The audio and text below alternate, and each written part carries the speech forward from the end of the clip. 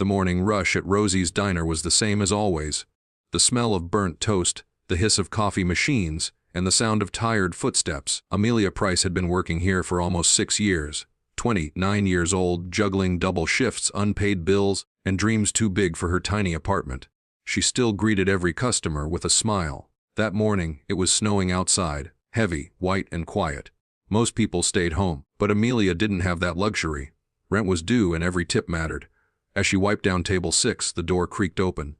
A tall, older man stumbled in, his expensive gray suit drenched, his face pale as paper. Amelia rushed to him immediately. "Sir, are you okay?" she asked, steadying him. He tried to speak, but his lips trembled. "Water, please." Within seconds, Amelia brought him water, but his hands shook so badly he couldn't hold the glass.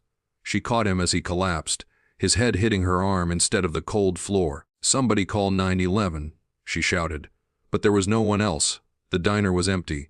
So she grabbed the phone herself, hands trembling, voice breaking as she gave the address. She held the stranger's hand until the ambulance came, whispering, "Stay with me, okay? You're gonna be fine. You're not alone." When the paramedics arrived, they said Amelia's quick actions, keeping him warm, checking his pulse, likely saved his life. But when they asked for his name, Amelia had no idea.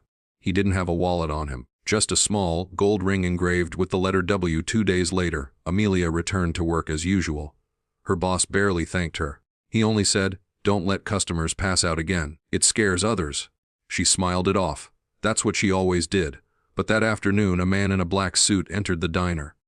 "Are you Miss Amelia Price?" he asked. "Yes." "Why?" The man handed her an envelope.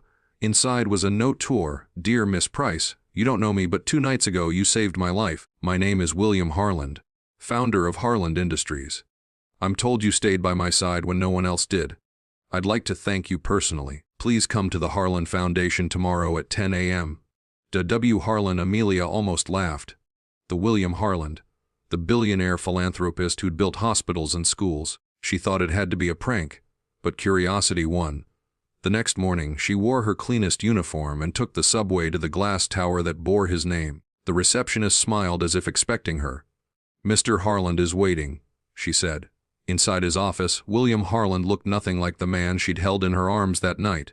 He was strong, smiling, eyes full of life. "Amelia," he said, standing, "you didn't just save my life, you reminded me what matters in it." She blinked, confused. "Sir, I just did what anyone would," he interrupted gently. "No. I've built companies, hospitals, charities, but when I collapsed that night, there was no one. No driver, no assistant, no friend, just a waitress who cared." He handed her another envelope, heavier this time. Inside was a letter and a check. Her eyes widened. It wasn't just a check, it was a job offer.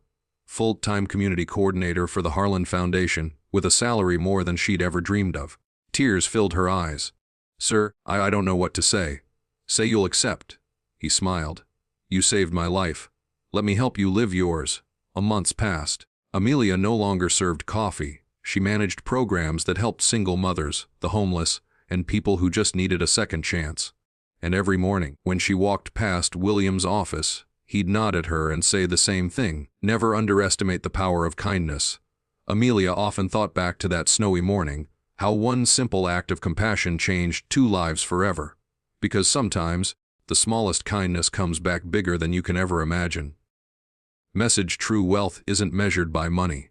It's measured by humanity. A single moment of kindness can change not just one life, but the world around it.